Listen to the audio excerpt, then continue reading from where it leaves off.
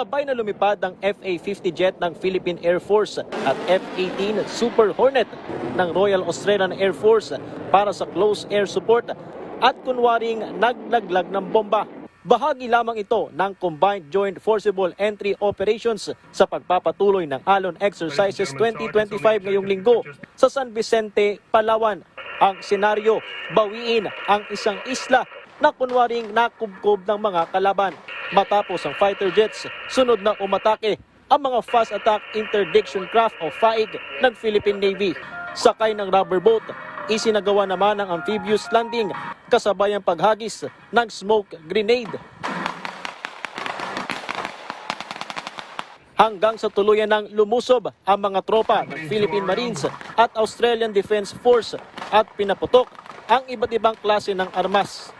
Matagumpay nilang napasok ang isang gusali na nagsilbing target sa pagsasanay.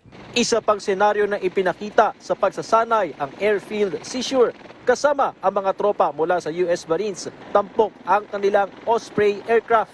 Personal itong sinaksihan ni na Defense Secretary Gibo Teodoro, Australian Deputy Prime Minister at Defense Minister Richard Marles, AFP Chief of Staff General Romeo Browner Jr. at iba pang opisyal mula sa AFP, Australia at mga bansang nagsilbing observer. Nagpulong kamakailan lamang si Marles at Teodoro at napag-usapan ng dalawa ang pagsasapinal sa Defense Cooperation Agreement sa pagitan ng Australia at Pilipinas. Layo nitong dagdagan pa ang military at security cooperation ng dalawang bansa. Inaasahan naman ang pagkakaroon ng reaksyon mula sa China, kung saan parehong may banta na kinakaharap ang Pilipinas at Australia.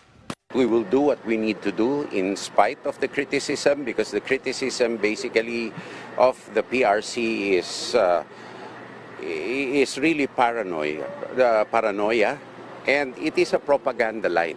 Their criticisms are propaganda, which for them and fortunately for us is not working. Here, and we're very clear in terms of how we message this to the region and to the world, what we are exercising here about and why we're doing this. This is cooperation about two countries which seek to assert the rules-based order, and it is as simple as that. Ayon sa AFP, mahalagang mapalakas pa ang depensa sa Western Seaboard ng Pilipinas. Kaya't dito sa Palawan isinagawa ang Combined Joint Forcible Entry Operations na bahagi ng Alon Exercises 2025 sa pagitan ng Pilipinas at Australia. Kaugnay na rin yan ng iba't ibang insidente ngayon sa West Philippine Sea.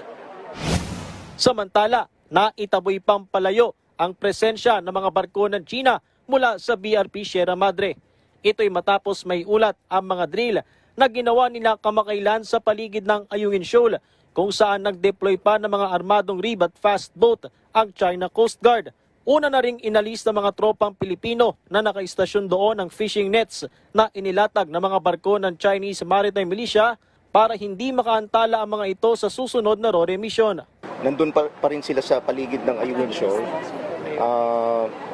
They are now a constant, they have a constant presence in that area. Pero malayo naman, no? Malayo. At least we were successful in pushing them outward. Parati kong sinasabi sa ating mga tropa, it is our right to do the resupply mission dahil karapatan natin na suportahan yung mga tropa natin sa BRP Sierra Madre. Nakausap ko sila and they are in high spirits. We are always on alert. We don't have to be extra alert. We are always on alert. Umaasa naman ng AFP na rerespetuhin ng China ang umiiral na provisional agreement sa mga RORE mission sa BRP Sierra Madre, kung saan walang untoward incident na naiulat. Mula San Vicente, Palawan, Patrick De Jesus para sa Pambansan TV sa Bagong Pilipinas.